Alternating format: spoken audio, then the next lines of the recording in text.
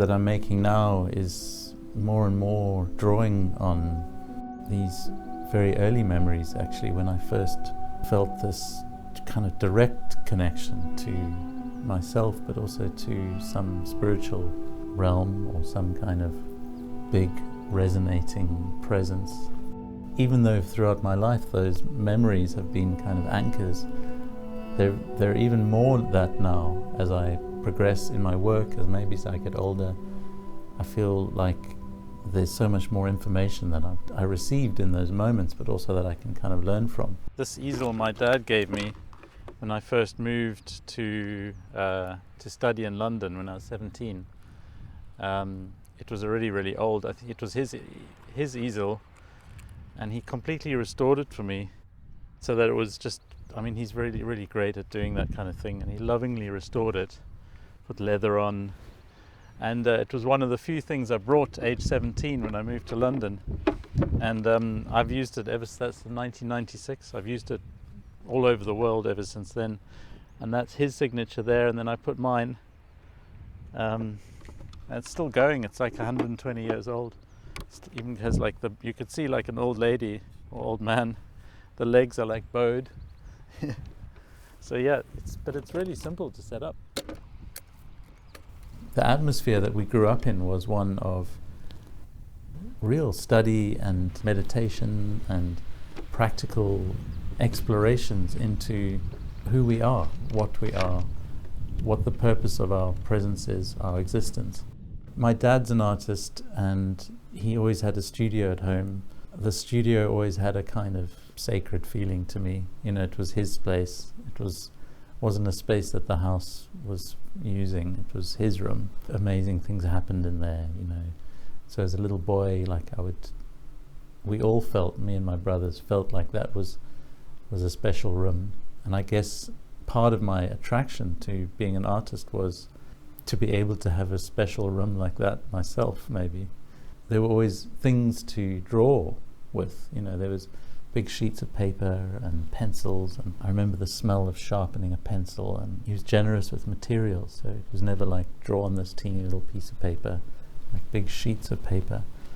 So it wasn't hard to get into the kind of magic of it, but I do remember drawing on my own.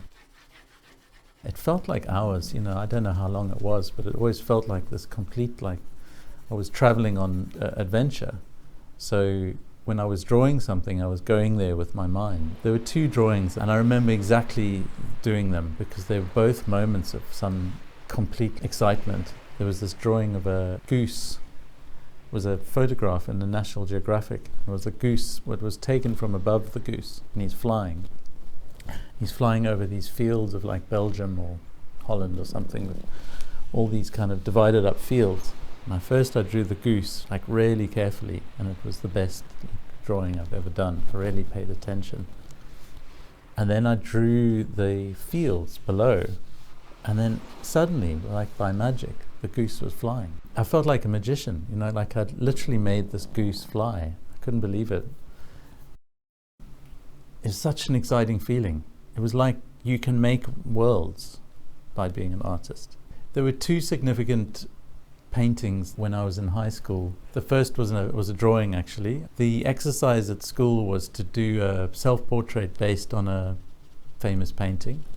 And I found this painting by Manet of trumpeter, like he's in a marching band and he's holding a bugle. I was in the marching band at school and I played trumpet. So I'm in the same pose as this Manet painting. We did it all at school, and I knew it was quite good, but it was always like when I'd come home and I'd show my parents, show my dad particularly, like, you know, there was this, it's not just showing your dad, it's also showing another artist your work, right? I remember unrolling it, and he was like, his reaction was, oh God, you know, you're an artist, you have to be. I mean, there's no other option now. And because he was an artist, and I think he is an artist, and the journey of an artist is bumpy, and I think maybe he might have wanted to protect me from that. But I remember feeling it was an affirmation, but it also a kind of sense of like, this is it, you know, this is who you are now. I'm still fed from the same source, that I've discovered then. It's like you find a source of water. I wake up, I think I want to go and drink again from that same spring. That spring is still the same spring that I draw from every day. There's one particular moment, I think, that I maybe come back to more often than many. I've always been, even as a kid, that was somehow how I kind of explored the world. I would go off on my own. I wouldn't even announce that, like, I'm off, I would just find myself going down some alleyway. So this was kind of one of those moments. I think I remember the family were all together, and I'd gone for a walk, and there were these fields on the farm. There was wheat. I'm the small boy, and my head's just above the wheat. So I can see the horizon, but I can feel as if I'm almost swimming in the sea of wheat. I feel this incredible sense of freedom. I'm completely free. Even though I know I'm alone, I don't feel lonely. I feel like everything around me is my friend. And I feel as if I'm at the place that I came from, the source. This is exactly where I've always been. And I feel a little bit naughty because I've left everyone, and I know they're doing what they're doing, and I've gone a little bit further than I should have. So there's that kind of sense of adventure and excitement. I feel happy, yeah.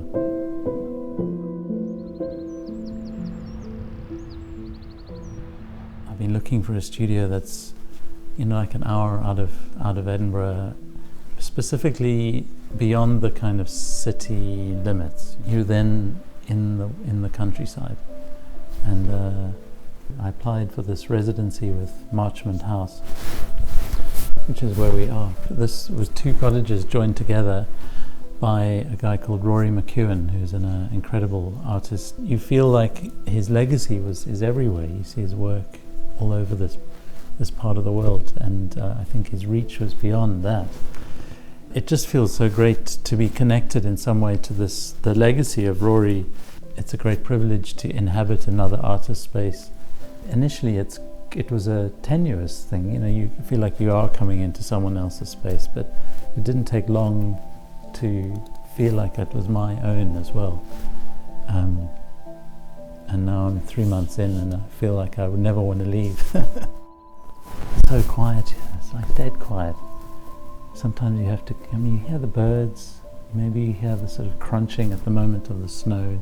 Someone's riding a horse past, that's about it. I don't disturb the silence for a while. I might put music on later, but first period of the morning, it's just such a luxury to have that silence.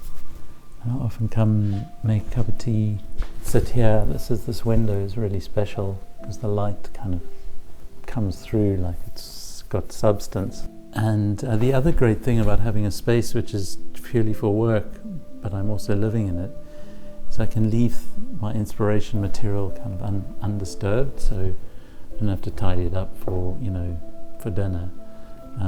So at the moment I'm looking at a lot of African sculpture, Greek sculptures. This is Michelangelo's Slaves. I've got various other inspirations, Julian Schnabel there, this is Joseph Albers. So this is a kind of moment to collect thoughts and then draw a little bit and allow new forms and shapes to come in, but in a very light, kind of playful, just like I'm doodling, I'm not trying to be too serious. I mean, that's what I'm always trying, is to not be too serious. During the pandemic, I started this project called the Daily Paintings, and I did a new painting every day. It was an incredible process because I was making the painting quite often on the day and then releasing it that day on Instagram. I stopped it after 600 and something days. All of the work sold and went all over the world. It was kind of miraculous. But I needed to pause it because there was a natural end. But I've been missing it. So today, actually, I'm starting again for a new daily painting project. It's 100 days in a row. I'll be doing today's painting today. And there's something kind of magical about the process because it's very immediate. It's like a sketch. It comes from nowhere, and often it goes away quite quickly. It goes to a new home. There's always this moment between when you set up a space and you make the work. You can feel there's a kind of energy in the room, but it's also like a kind of a tension as well.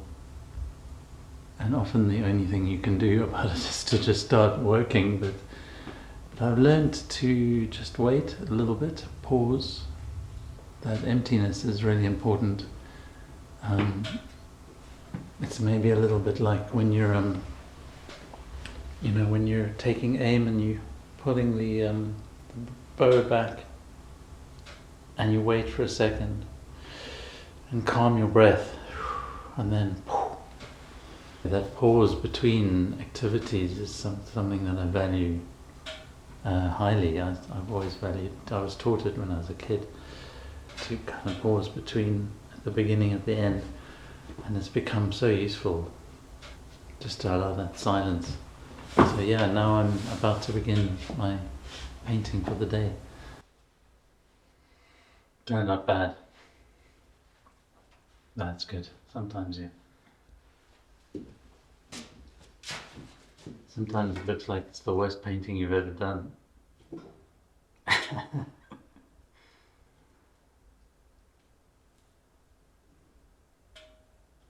I've been painting on this one for about 3 months. You can see how much paint's on there now. And it stays in that kind of "you're not finished with me" state. I'm still not sure of it. I kind of love it and I hate it. But it's got such an energy, and not the works that come out smoothly. They don't have those layers. They're different. They kind of come from somewhere else. These works that you fight with and then wrestle with over time, they become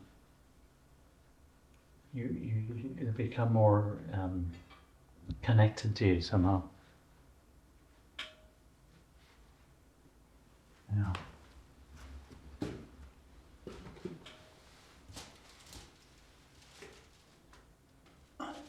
When I came to the cottage, I had a very open mind as to what might come when I was here, and obviously thinking in terms of a new series of paintings. And within a week or two, this completely new idea emerged, and I just went with it. And it's totally new for me, and I'm kind of 2 months into this process, but it's so exciting. It's a whole new language for me.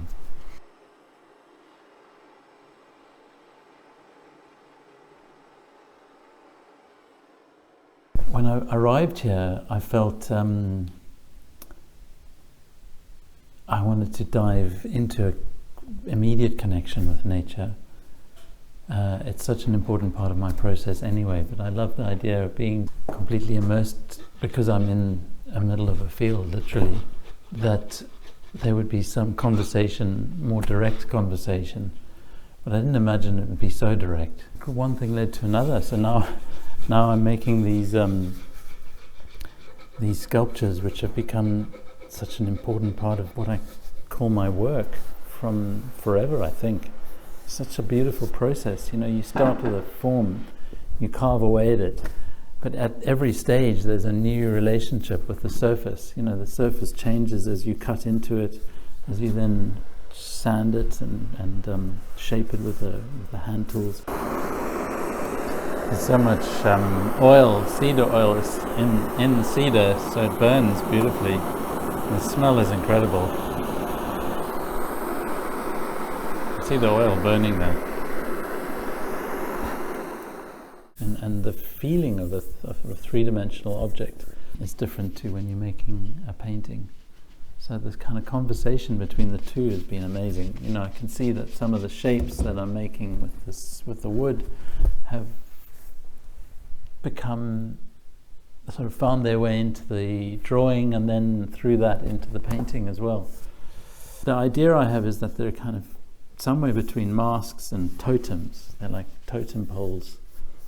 They have a kind of ritualistic function for me. I haven't discovered what that is yet, but the whole relationship with them feels kind of sacred in a way. And it suddenly goes from being something that was a tree to almost looks ancient. Like something that's been hidden for centuries, and it's just coming out. And the marks that were made by a chainsaw and a hand chisel, they're sort of transported into the kind of marks that may have taken hundreds of years to arrive. I love it. There's something miraculous about adding a new language, or at least a new kind of element to your language. I feel like they're completely connected, but I've got that feeling of being a kid, discovering a new way of of speaking, That will go sort of on top of that.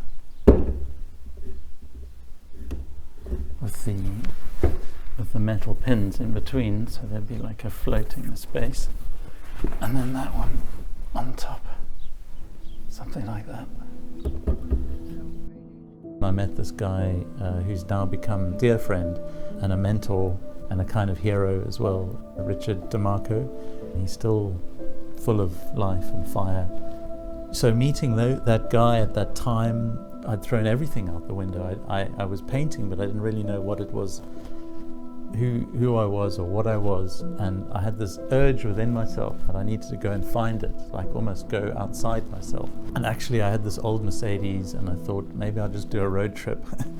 And I was telling Richard that I'm going into the highlands, into the mountains, to find the perfect mountain, which was my way of saying I'm going to find my motif, the thing that I want to paint. And his eyes lit up, and he gave me this old image of Boyce in a moor. And he said, you must go and find this place, which is like, that could be any moor in the whole of Scotland. So I knew I wouldn't find it, but it felt like a kind of quest. It felt like I'd found myself again in these vast mountains on my own on this journey, but I'd found that intimacy with nature again. And I came back to the studio, and I said I couldn't find that moor, but I found this mountain. I found this incredible mountain. I was so excited by this mountain because it's this perfect triangle. It's almost like impossibly geometrical. He looked at me again with that same glint in his eye, and he said, but that's the same place. And I had this moment of this is, when you're on the right path, you get all these accidents which feel like accidents, but they're almost like affirmations. So the next 4 years, I painted that mountain over and over again. This is when I started discovering alchemy. This idea of alchemy being you take an ordinary thing and you turn it into something sacred, whether it's like lead into gold or an ordinary human into a kind of higher being, as it were. That's the kind of metaphor of alchemy, but also the physical thing of taking something ordinary and making it something beautiful. You choose to concentrate, and it's a kind of almost like an act of devotion. That's alchemy for me.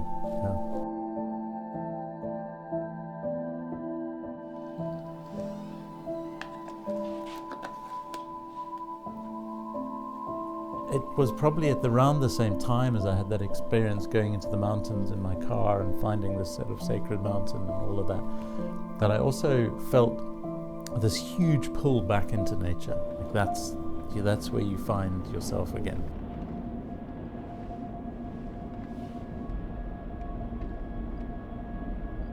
The day came, and the weather wasn't great. It was raining. It was really cold, and we thought, is this something, should we delay? And somehow the idea was just to go for it. And I remember we parked the car at the base of the mountain, and it was raining, it was really cold. And my backpack was really heavy, and immediately the mind gives you all these doubts, what are you doing? Is this an absurd thing to do? It's going to be hard and painful, and maybe it's not a good idea. And all these small ideas that get in the way of something really important happening. We pushed on, and the first kind of 100 meters, because it's so intense, the experience, and the wind's blowing, and you don't really have time for your mind to get in the way. Once you've committed, I could feel this bucket on the back of my backpack, because I had this big metal bucket, attached, kind of clinking away. Apart from that, there's just you and the mountain. There's the silence and the rain and the wind, mud under your boots. You very quickly get into the space of just one foot in front of the other. As you get on, you're getting tighter and the wind's blowing you. I'm not sure whether it's sort of like you lose your own idea of the destination and you just become present, because there's so much to deal with in your body, literally just your body. You're in this kind of quite powerfully intense present moment experience.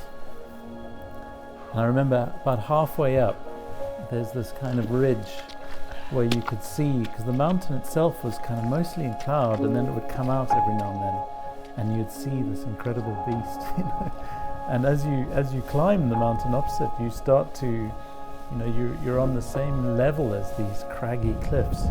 This incredible force of the mountain starts to press itself on you. And there's this one ridge that we're walking, quite an exposed ridge.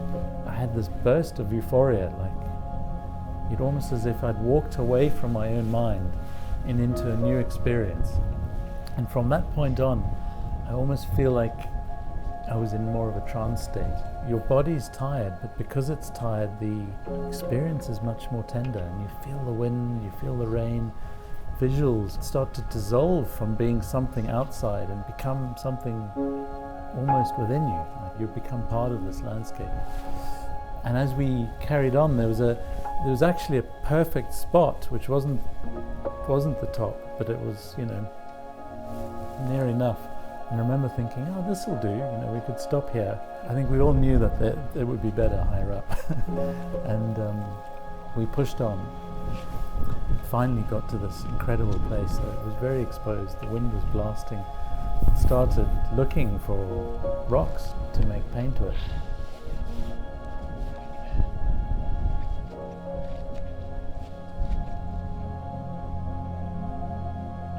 So I'm just collecting the stones from around here, so I can grind them up and put them into the paint.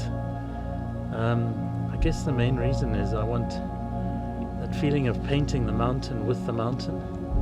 So I'm using the mountain itself, the actual stuff from the mountain, and the paint is made from that substance. It's kind of this alchemical magic that happens when the actual physical presence of the mountain is there in the painting itself.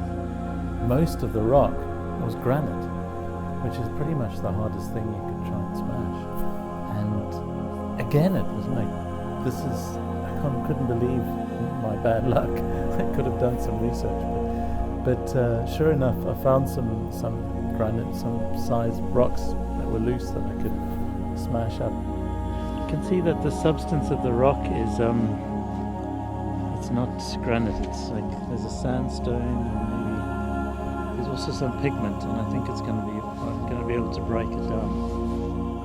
But we'll see. And I started grinding them, and it was incredibly hard. I remember feeling it was as if I was grinding not just this little piece of a mountain, but the whole mountain itself. It was this force. And then found this little pond, basically. These ponds you get on the top of the mountain, which are ancient. You've been collecting water since the beginning of time. In the pond itself was all the sediment from peat and from the bracken and from the ground up rocks itself. And this black kind of sooty, powerful substance was like the perfect thing to add to the paint. And he stretched the canvas. It was like a sail on the top of this mountain, tied it down with ropes. And the whole time, the cold, the wind, the rain, the mountain was mostly hidden behind clouds. It felt as if I was up against this impossibility, this impossible task. And at no point did I feel like it was going to work out. It felt like we kind of wasted it.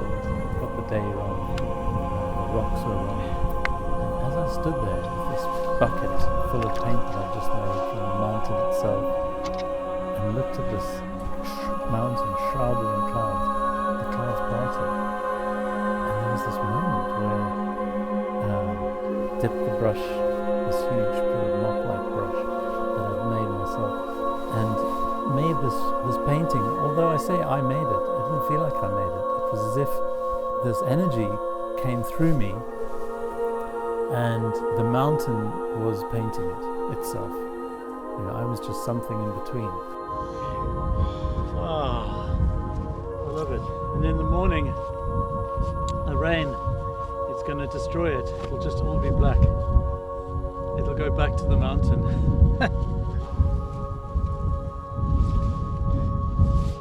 Oh man. And there's still, see all the mountain bits in here.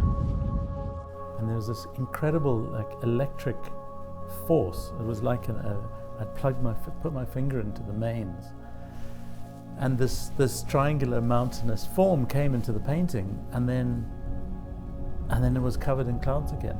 When Arturo asked me how I felt or something, I just burst into tears. I felt so emotional. It was as if I'd been emptied by this experience, but in the most ecstatic way. It feels incredible. I feel quite emotional actually.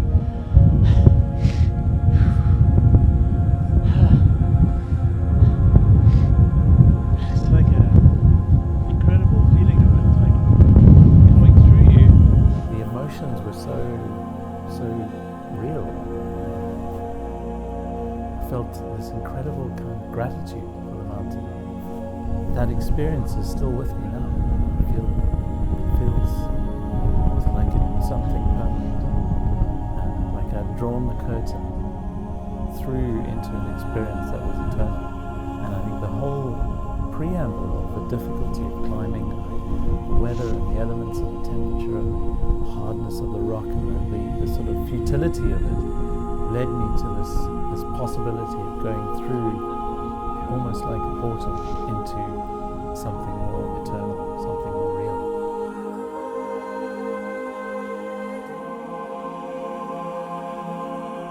We rolled up the painting, I put it in my tent, and we slept there that night. The next morning the storm had passed and everything was clean and sparkling. It was like a kind of rebirth. Incredible experience.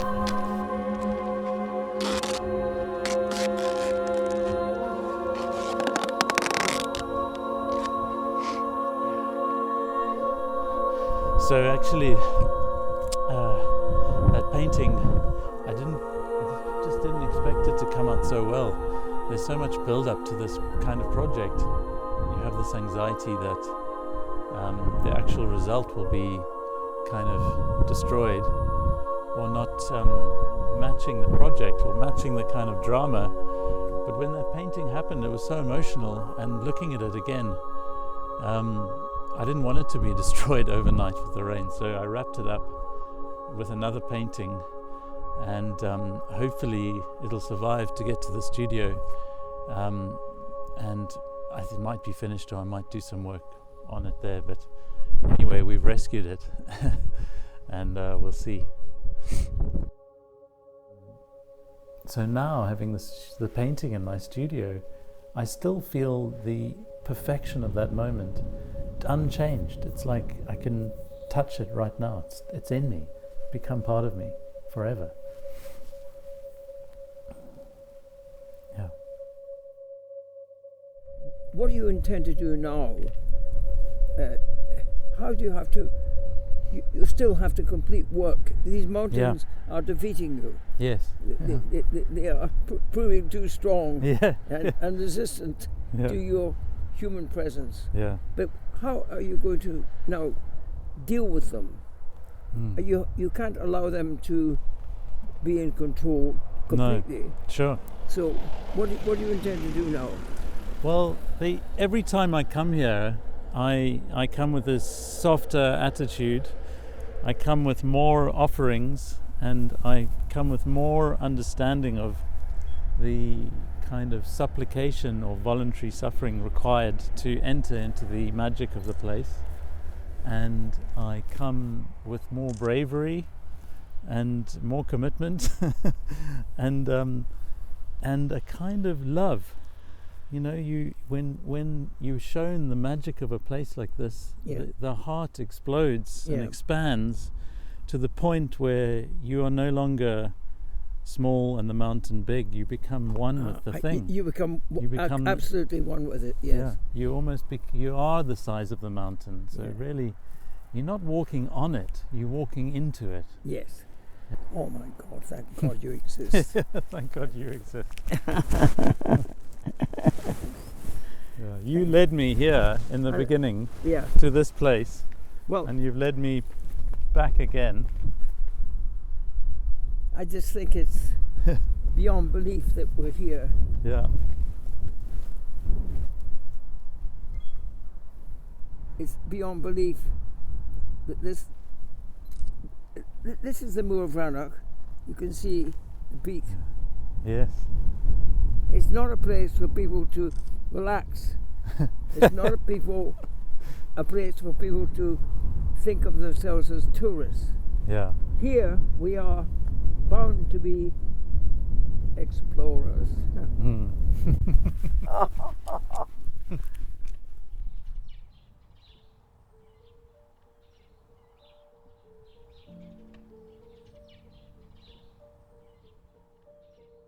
Having Richard DeMarco in the studio yesterday was such a life-giving experience for me. So moving, so beautiful. These are the photographs that Richard gave me all those years ago. I've had these photographs all this time, so it was just really amazing to have him look at the images again of Joseph Beuys in this field, underneath the painting itself, which eventually was the product of this whole incredible adventure. He quietly annotated and signed each photograph. It was a very moving experience because this one says, Joseph Beuys discovering the surface of Rannoch Moor, 1970, to Jonathan.